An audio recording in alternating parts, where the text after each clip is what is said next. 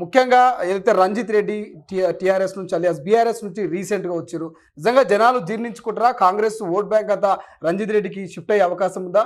మీ అభ్యర్థి గడ్డ మీద పడే అవకాశం ఉందా?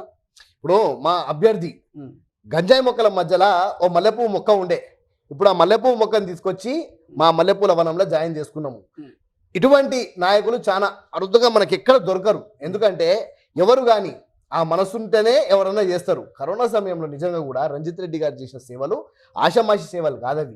వాస్తవానికి కూడా ఎంత పెద్ద స్థాయిలో ఉన్న నాయకుడు కూడా అంత సేవలు చేయరు. ఎవరి కోసం అండి టీవీలు పంచాల్సిన అవసరం ఏంది? ప్రతి ఒక్క ఊరికి టీవీ పంచాడు, ప్రతి ఒక్క ఇంటికి ఏదో విధంగా సహాయపడ్డాడు, ప్రతి ఒక్కరికి ఆయనకు తోచినంత ఆర్థిక సహాయం చేసిండు.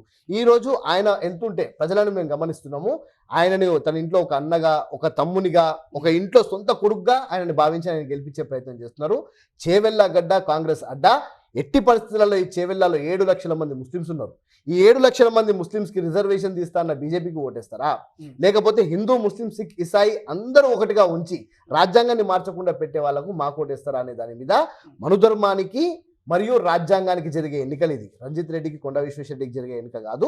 తప్పకుండా రాజ్యాంగం గెలుస్తుంది, బాబాసాహెబ్ అంబేద్కర్ గెలుస్తారని చెప్పి మాత్రం నేను చెప్తున్నాను. కానీ ప్రధానంగా అటు బీఆర్ఎస్ పార్టీ నాయకులు, మాజీ మంత్రి కేటీఆర్ కావచ్చు, హరీష్ రావు కావచ్చు, కొంతమంది కామెంట్ చేస్తారు కాంగ్రెస్ బీజేపీ రెండు ఒకటే.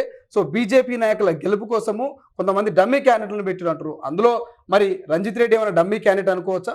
ఇప్పుడు చాలా క్లారిటీగా ఏంటంటే ఎవరు ఎవరితో కుమ్మక్కయ్యారు అనేది చాలా క్లారిటీగా ఇక్కడ అర్థమవుతుంది.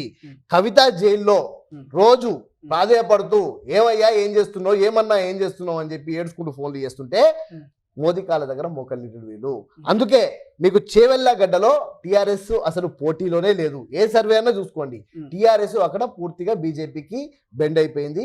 కొండా విశ్వేశ్వరరెడ్డిని గెలిపించడానికి టీఆర్ఎస్ నాయకులే తహతహలాడుతున్నారు. కానీ వాస్తవానికి టీఆర్ఎస్ పార్టీకి అక్కడ ఎటువంటి ఛాన్స్ లేదు. టీఆర్ఎస్ పార్టీ పూర్తిగా బీజేపీకి సపోర్ట్ చేస్తుంది, గెలిపించే ప్రయత్నం చేస్తుంది. డబుల్ ఇంజన్ సర్కార్ అంటే కొండా ప్లస్ టీఆర్ఎస్ ఇప్పుడు కలిసి అక్కడ చేస్తున్నారు. కానీ రంజిత్ రెడ్డి గారు తక్కువ 2 లక్షల నుంచి 3 లక్షల మెజార్టీతో గెలవబోతున్నాడు. ఓకే, కానీ కాంగ్రెస్ కు ముఖ్యంగా ఎంపీ ఎన్నికల్లో ఎందుకు ఓటేయాలంటే ఏం చెప్తారు మీ అభ్యర్థి కానీ మీరు కానీ?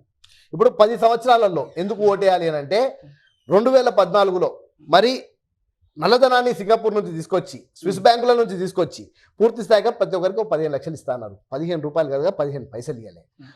1000 రూపాయల నోట్ల రద్దుతో పూర్తి స్థాయిగా దేశంలో నల్లధనాన్నే మొత్తం రద్దు చేస్తామని చెప్పారు. 2000 నోట్లు తెచ్చిండ్రు, ఆదాయాన్ని అంబాదాన్ని కట్టబెట్టిండ్రు. ఈ విధంగా చూసుకుంటే ప్రతి ఒక్క చోట మాకు ఇచ్చిన వాగ్దానాలు మేము అడిగిన ఏది కానీ ఇప్పుడు ఆ 4 లేన్ రోడ్ ఏదైతే ఉందో అప్ప జంక్షన్ నుంచి వికారాబాద్ దాకా 4 లేన్ రోడ్ ఉందో అది కూడా రంజిత్ రెడ్డి గారు ఎంపీగా ఉన్నప్పుడు తను శాంక్షన్ చేయించిన రోడ్డు.